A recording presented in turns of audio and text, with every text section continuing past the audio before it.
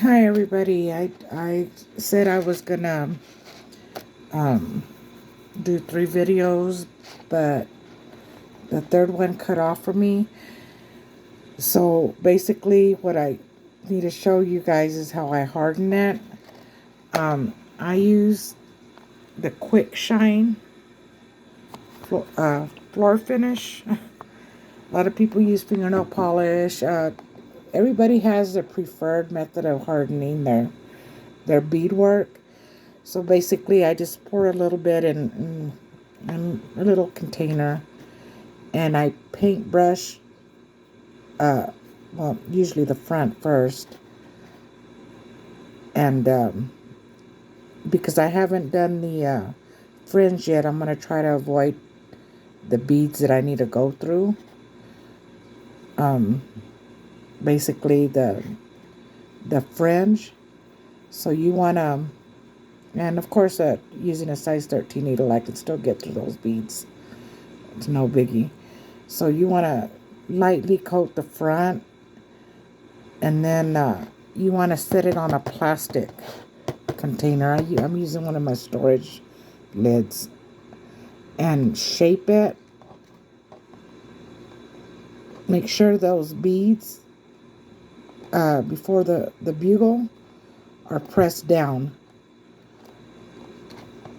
and then bring your headdress up as back far as you can, and then stiff put your stiffener and try to get your headdress as best as you can. The floor wax does go inside, and it's watery enough where it'll seep into the threads and grab onto the threads, and that's why I like this. Unlike fingernail polish, that people use, it just gets the top and it's not seeping into to where your threads are. So you want to check it like every 30 minutes. Let it dry completely. If you don't have your fringe done yet, you want to make sure it doesn't seep into your fringe, or you're going to be moving your fringe around like that to loosen it. I made a big mistake the other day doing that. So just make sure that once you put your stiffener on there, that the bottom of the lady is flat. And of course, you can move it around on the plastic if the bottom is wet with polish. You don't even have to put more polish on the front of it, just the back. It'll still catch everything. That's just something extra I do. But just make sure your beadwork is flat, and then you bend these up. And if you, like I said, if you don't have your fringe done yet, you can do it after, but you need to wait till it's dry, or it's completely dry. I'm gonna leave mine to dry overnight and then finish it in the AM, the fringe.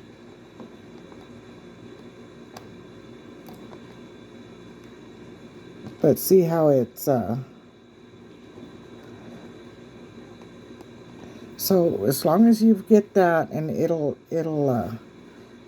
dry and it goes to the side.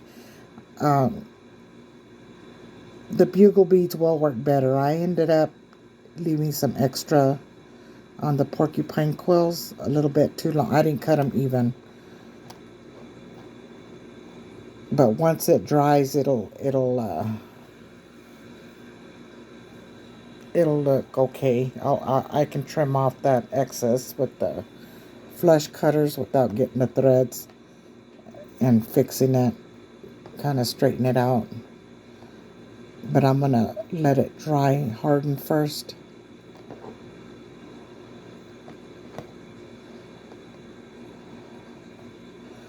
But just keep checking it and make sure that it's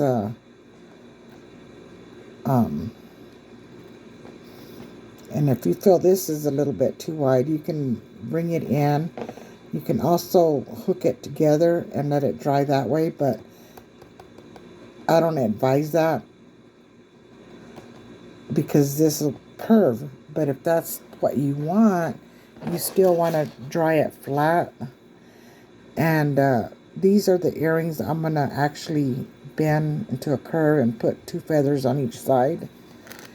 This one I'm going to put feathers on the front of it when I make the earrings.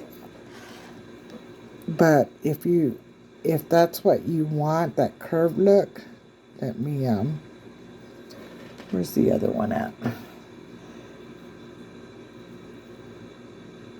What you want to do to get that curve, either you can use a jump ring and hook them together with a jump ring. Hook them together with a jump ring, one that doesn't open, or you can just make sure I don't bend this sideways. Never pull the loops out. You just bend it sideways. I've got to make sure that I don't break a bead here. Put my finger and try to do it this way. You can bring it sideways and then just loop it and close. Okay. Now this is just an extra. If you want the earrings to look smaller, make sure, like I said, you need to use something to harden it and then shape it, and then you can re-harden it if you like that look. And then you can either add feathers to the side. You can add feathers to the sides where when the earrings are facing, you know, when you're wearing them, it'll show the sides.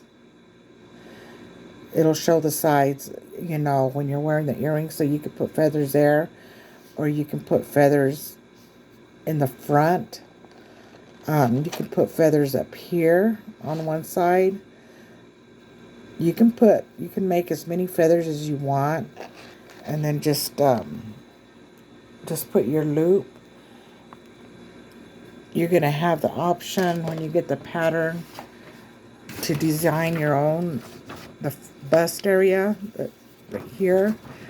But I've put different little designs, you know, on a sheet. You can use those,